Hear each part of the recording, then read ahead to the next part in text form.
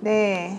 자, 그러면 이제 중요한 얘기가 남았습니다. 대통령이 왜 갑자기 어제 이렇게 갑자기 전격적으로 정말 미친 사람처럼 이런 행동한 겁니까? 예, 뭐 확인되지는 않았습니다만 소문에는 명태균 씨 쪽에서 특검 이야기를 하면서 명태균 씨가 중요한 녹취록들을 언론 또는 뭐 민주당을 통해서 공개하려고 했다라는 소문이 어제 낮에 돌았습니다. 그렇죠. 그리고 이 MBC라든가 메이저 방송국이 그 정보에 대해서 이미 접근했다. 이런 이야기가 돌았거든요. 아마 그 김건희 씨와 관련되는 정치적 위기, 결국 이러다가는 김건희 특검이 제2에서 통과될 수 있다라는 위기감 이런 것들이 작동하지 않았나 그렇게 짐작이 됩니다. 그러니까 명태균 씨가 지휘 황금폰을 네. 넘겼다 민주당에. 그러니까 황금폰이 있다면 민주당이 넘기겠다. 만약에 황금폰이 나에게 있다면 국민에게 공개하겠다. 검찰은 안 내겠다. 이제 이런 얘기를 한번 했었었고. 이건 변호인이 이제 네. 자기 생각이라고 얘기한 건데 오늘 중에 빡 돈 얘기 네. 황금폰이 민주당으로 넘어갔다라는 그게 사실일까요? 확인할 도리는 없는데. 사실 이준석 의원은 또 그게 맞다고 황금폰이 넘어갔다는 식으로 말을 하고는 있습니다만 확인은 안 되고 있고요. 알 수가 없죠. 기자들도 그런 식으로 말은 하고 있는데 사실 야당이라 그러면 민주당을 말하는 건지 개혁신당을 말하는 건지 사실 알 수는 없어요. 개혁신당은 그 황금폰을 복사본이라도 가지고 있었을 가능성도 있지 않을까요? 아, 이준석 의원이랑 또 그 네. 제3의 한 제보자가 팀이었으니까. 거기다 이준석 대표는 김건희와 오랫동안 통화를 했다라는 의혹도 받고 있습니다. 아, 그래요? 네. 자, 마우스님이라고 불러야 되나요? MOUSSE님. 갑수 선생님 전쟁 난다고 하실 때 유난 떠는 걸로 봤습니다. 공포 분위기 조성한다고 생각했습니다. 오늘 너무 많은 상식이 무너졌습니다. 이제는 하시는 말 조금 더 경청해보겠습니다. 경청하고 경계하고 주의하겠습니다. 아니 우리 다 전쟁 같은 말이네. 가능성을 왜 열심히 얘기했냐면 세상의 모든 전쟁이요. 통치자의 내적 필요에 의해서 만들어져요. 네. 그런 사례가 너무 아니 그런 전쟁이 더 많아. 근데 우리나라는 그럴 조건이 너무나 무르익었거든. 그래서 거듭 얘기한 게 한미 연합사 때문에 이 저 전쟁을 마음대로 할 수가 없으니까 일본하고 접근해서 일본 자위대한테 협조 얻어서 북한하고 전시 상황 만들려는 게 이게 계획으로 착착 진행 중인데 이제 언제 우리가 전쟁만 그 얘기를 그냥 목이 메게 한 건데 계엄 때리는 거 보세요. 그 짓 안 하겠습니까? 준 전시 안 만들겠습니까? 보이는 거예요. 그 참 사회적 활동을 오래 하시면서 통찰력 있는 분들이 하는 이야기가 네. 대부분이 맞아 떨어져요. 그리고 외부에 계시는 분들 사실 정보도 많으시잖아요. 그런 지점이 있고 저도 얼마 전에 이제 언론사 관련 여론조사 관련 이야기를 한번 한 적이 있는데요. 서울의 소리 어제 아침에 압수수색을 당했잖아요. 네, 어떻게 됐습니까? 압수수색을 당했는데 서울의 소리의 그 일부 직원들의 동선까지 이미 다 파악하고 있었던 거예요. 아, 그래요? 예, 그 명예훼손 압수수색인데요. 네. 아시겠지만은 명예훼손이라는 것이 뭐 우리가 방송이라든 언론에 이미 다 떠들었잖아요. 그게 증거가 있지 않습니까? 압수수색할 이유가 별로 없잖아요. 난 사실 명예훼손 압수수색은 이 정권 들어와서만 봤어요. 그러니까 그런데 명예훼손에서 압수수색을 하는데 최재형 목사라든가 일부 사람들이 평소에 어느 집에 거주했고 어디에 가 있었고 이런 까지 사전 파악이 다 했었던 거야. 아, 그걸 어떻게 알아요? 아유, 경찰 정보과는 밥 먹고 그것만 하는 데고 그다음에 이 저 국정원 같은 데서 국내 이거 다 폐지시켰다가 다시 집어넣고 있고 네네. 또 검찰에는 대형 수사본부 있고 다 그거 하고 있죠.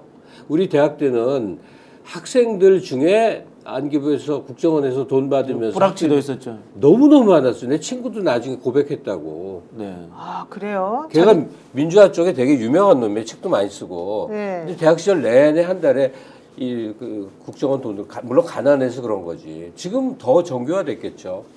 김어준 총수가 그 방송 안 하겠다고 하고 잠시 이제 잠적했던 이유가 있는 거예요. 김어준 씨 같은 경우에도 아마도 이 동선이나 이런 것들을 다 사전에 파악하고 있을 당연히. 겁니다. 그래서 이제 뭐 말씀하신 것처럼 예비 검속 차원에서 딱 해서 집중해서 바로 잡아넣을 수 있다 이런 생각을 했던 것 같고요. 네.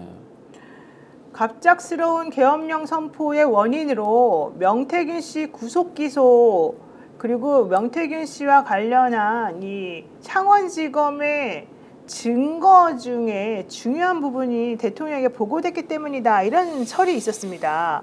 그리고 지금 우리 박진영 평론가가 말한 것처럼 서울의 소리 압수수색과 관련된 또 얘기도 있었습니다. 이런 것들이 왜 대통령에게 문제가 됩니까? 대통령이 그런 것들하고 개인적으로 무슨 엮여 있는 게 있어요?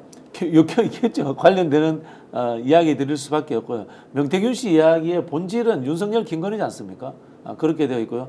서울의 소리에서 어제 이제 방송하려고 했던 것들이 김건희 씨 이모와 고모가 통화하는 이야기들이었습니다. 그 무슨 내용인데요? 그런 게 정확히 뭐가 문제가 되죠? 예, 이모가 네. 오촌 이모입니다. 오촌 이모가 고모한테 전화를 해서 김건희 씨의 오촌 오촌 이모가 이모, 그 고모한테 전화를 해가지고 네. 대선 때와 그 민주당 저 국민의힘 전당대 때 어떤 역할을 했는가 이런 걸 묻는 이야기예요. 거기에서 내가 한 3억 얼마를 썼다라는 이야기를 하고 뭐 내가 이런 일도 했고 저런 일도 했고 이렇게 이제 뭐 다 이 친인척간이니까 털어놓는 것을 이제 녹취를 한 내용을 이제 오픈을 했었어요. 그랬더니 그걸 못 틀게 하려고 압수를 한 거예요? 그렇게 저희는 그 파악을 하고 아니 있습니다. 근데 그거는 이제 김건희 관련된 사람들의 천박성을 보여주는 거고 그냥 작은 분쟁이에요. 근데 우리가 하나 추정해야 되는 거는 역대 대통령들 특히 이제 전두환, 노태우는 기업들을 찔러갖고 한 1조씩 해먹은 게 이제 네. 자자손손 물려서 지금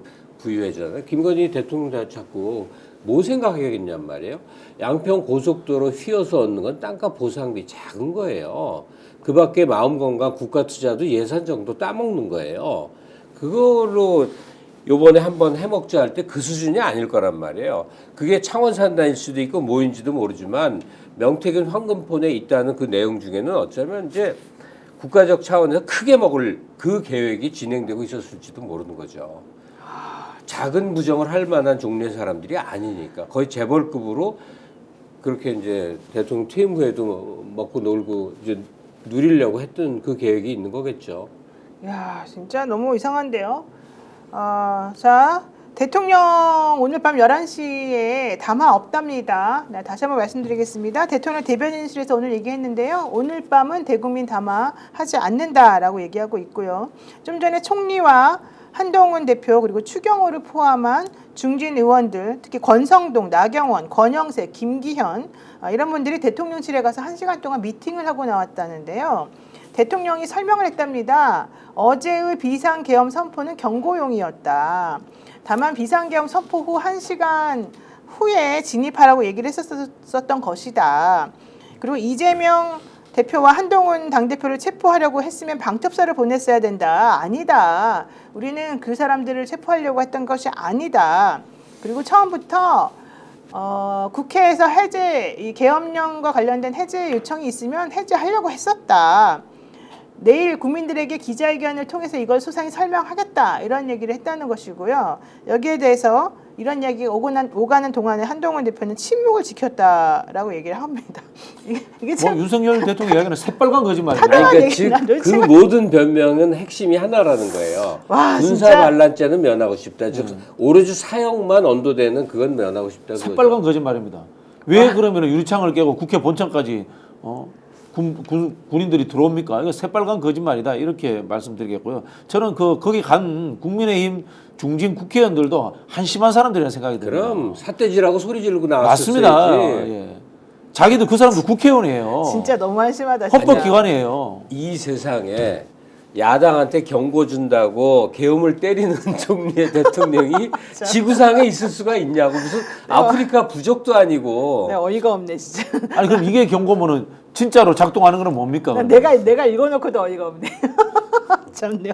지금 우리가 계엄군 발포로 시민들이 죽지 않아서 지금 우리가 약간 여유를 갖고 말하는 것이지 계엄의 또 한국인들이 오죽지독해요. 계엄 때렸다고 시위 못 막습니다. 그러면 다수가 죽는 건데 세상에나 이걸 변명이라고 하고 있습니까? 이걸 변명이라고 지금 대통령실에서 지금 내려보내고 있습니다. 스픽스가 말하는 언론입니다. 대세는 유튜브, 그중에서 스픽스. 좋아요, 댓글, 구독, 알림 설정. 여러분이 저희를 사랑해 주시고 우리가 여러분을 사랑하는 4가지 방법입니다.